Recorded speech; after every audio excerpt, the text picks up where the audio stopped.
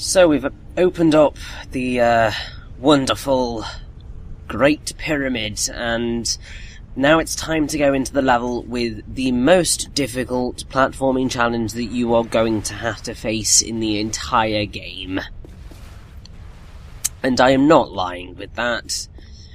You are seriously going to be challenged in one of the rooms in this level.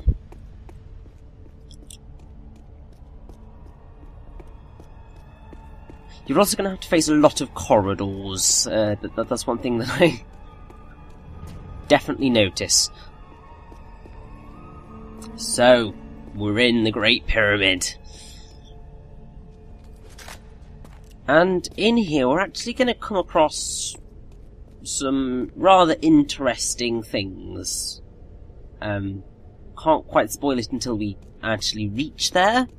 But, oh well.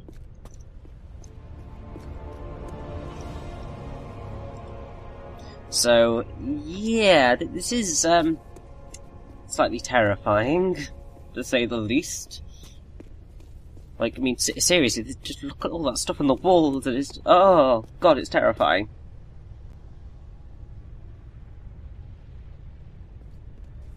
Like, oh, oof, oof, oof. So nothing is quite going to attack us just yet. However, give it a little bit of time, and, things are going to change. So, this shaft right here is our main challenge for the end of the game here. And basically this shaft is the most difficult room in the entire game! Like, seriously hard!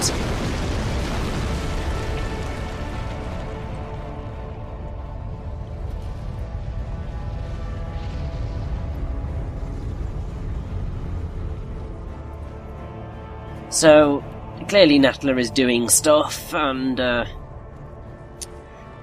we can't really progress anywhere in that room right now, so we have to kind of find a different way up, but we have some winged Atlanteans to take care of. Now, these guys are a little bit more of a pain. If you shoot them with a shotgun, they generally go down a lot quicker than they could do.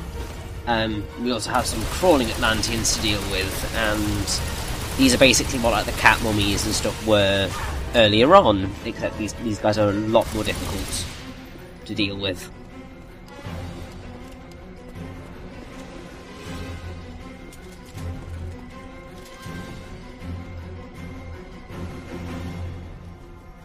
So, yeah, not only are you going to have a difficult platforming challenge, but you're also going to have to deal with a lot of the winged Atlanteans.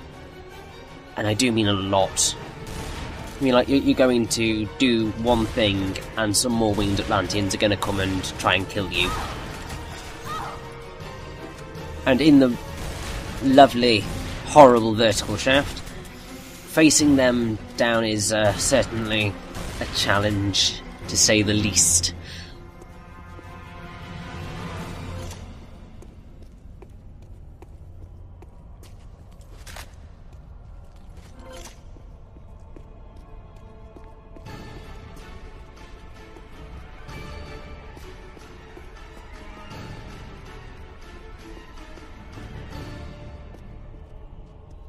Really not sure what that music was in aid of, because there aren't any more enemies in that room. There we go. I'll just run away. Run away. Far away. Get to the horrible shaft of doom. And, as I was saying, I believe the last part or so, one of the secret achievements, well, the secret achievements require you to get through difficult parts of the game without dying. The last of these secret achievements requires you to get through this shaft without dying. Good luck. It's not going to happen. I'm telling you that now. You're going to have to be very good and know exactly what you're doing to be able to make it through this alive and without dying once. Because this corridor is long. Well, this shaft is really, really long. So essentially the way that you are meant to do this is that you shoot the button until the grapple ring comes out. Then you've got to leap across using it and get onto the next ledge before time runs out. This is easier said than done, but it's going to get a lot more difficult as we get higher up. And I believe it may actually... Oh no, it's don't think it's this one that's the really horrible one. But yeah, this entire shaft is just really hideous to do. Like, it just terrified me. And it's frustrating because you've got this platform which, once you've shot at the other thing, which is what you need to do to progress, the platform you're standing on will begin to drop away, and you are under a time limit constantly. A way of kind of giving yourself a little bit more breathing space is to shoot the button that's on the level below you, and do that before doing anything else, because that will allow you to give you a bit more time to plan your next move. And I will tell you now, this is the most hideous jump in the entire game. Because technically what the game wants you to do is to basically use the poles to kind of work your way up. However, doing that means that you waste a lot of time, and time isn't a luxury you have.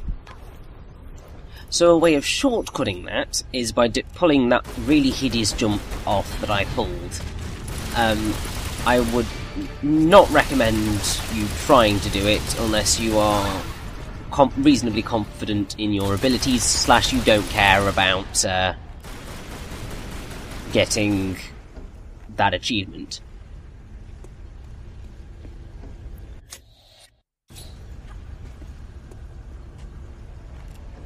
Also, if you are unfortunate enough to fall down at any point during this and actually survive your landing, yeah, you're gonna have to do it all over again.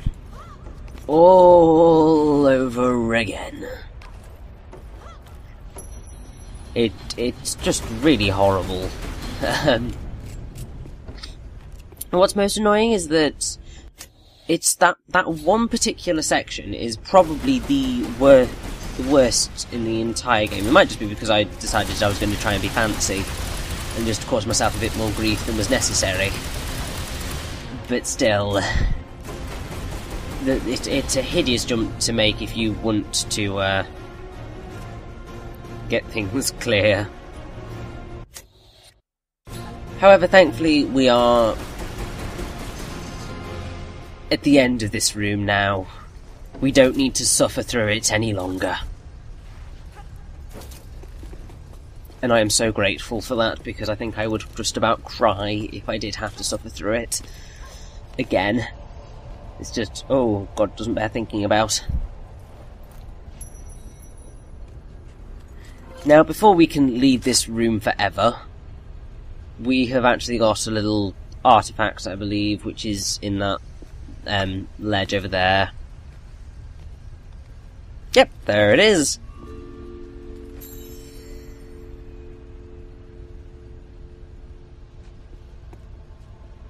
And I have to, I'm really glad that it's a pretty easy thing to make, although I was very surprised to see that winged mutant flying about. I was just like, where the hell did you come from?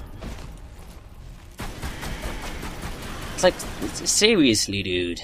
You just kind of came out of nowhere. I mean, it's kind of the point. They're meant to jump scare you, but the music doesn't play. I don't quite know what's going on with the music in this game. I think it might be that my just in general, my disc is a little bit, well, it's a pre-owned disc, so it's probably, and it is a bit scratched, so I'm assuming that's probably messed with a few things a little bit. Now, you can shoot the buttons on the ceilings, but I don't quite know what doing that serves.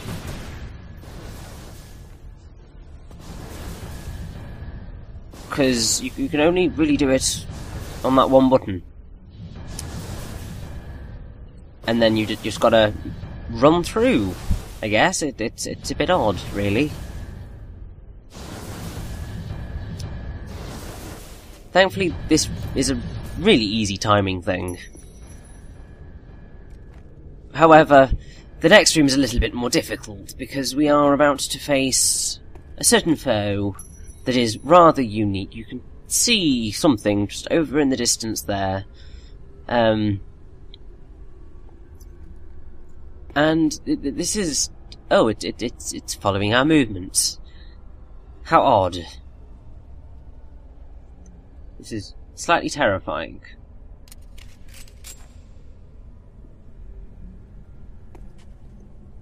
So, there's only really one way that we can do this, and that's head down into the room.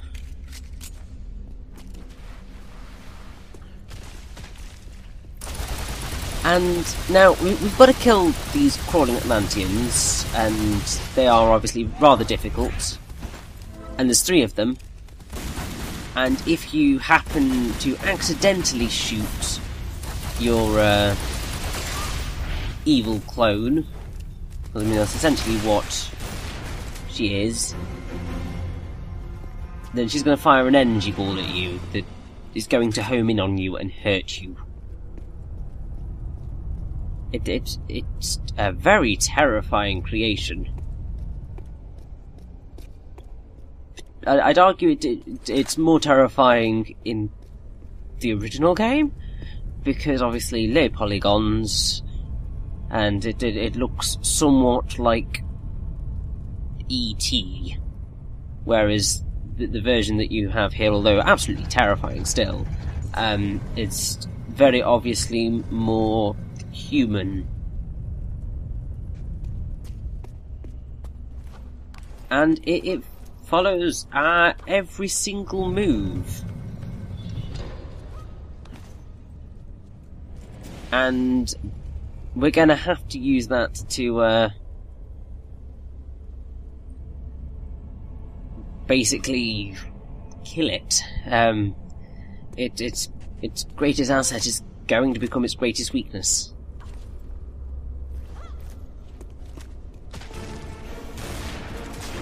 Now, apparently, there is fan speculation of why this doppelganger is here and why there's an Atlantean copy of Lara. It's essentially a trap that's meant to either trick Lara into killing herself or make it impossible for her to pass this room. Well, at least that's speculation.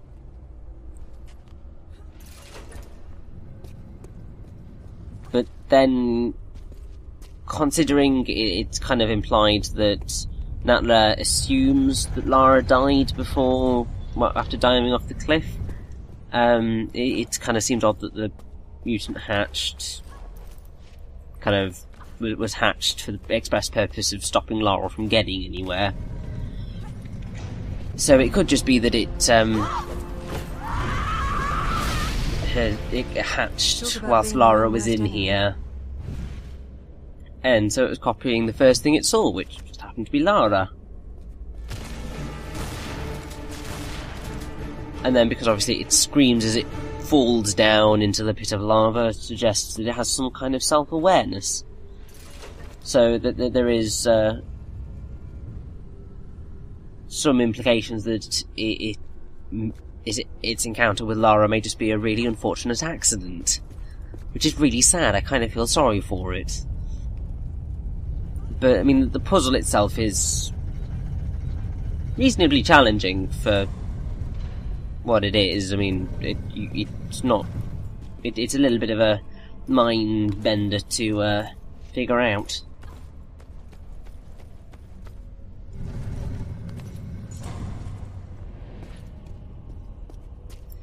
Either way, we can now get out of this room and just kind of make our way right up to the top of the pyramid. Well, we're right up at the top now anyway. We just have a relic and 2 switches to pull, essentially. So, basically, we've just got to make sure that we don't die. Thankfully, they pull checkpoints at each of the switches, as well as throwing another winged mutant at us. They're going to do this at the other switch as well, which is rather irritating, but there's not a whole lot we can do about it, which is slightly frustrating. It's also slightly terrifying that Lara's jump sometimes doesn't look like she's quite going to make it, but she does, and it's all good, and I'm glad that she does make it, because it'd be very, very bad for Lara to unfortunately die right at the end of her journey.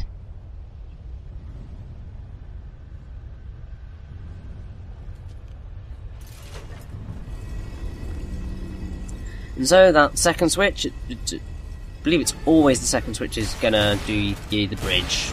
Well, has to be the second switch, otherwise what would be the point in doing 2 switches? However, even though we have successfully pulled the bridge across, we need to do a little bit more than that before we can completely finish this level. Because we've still got a relic to get.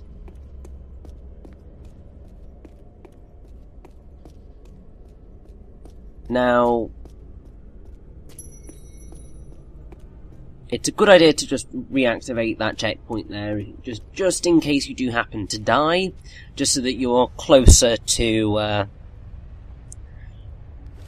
this point than you would be otherwise. So, to get the artifact, essentially got to drop, or shoot that thing down to make a hole, and then we are going to swing across and grab our final, well, grab a health pack first, and then I believe the relic / artifact thing is right up this ladder. Yes, there it is.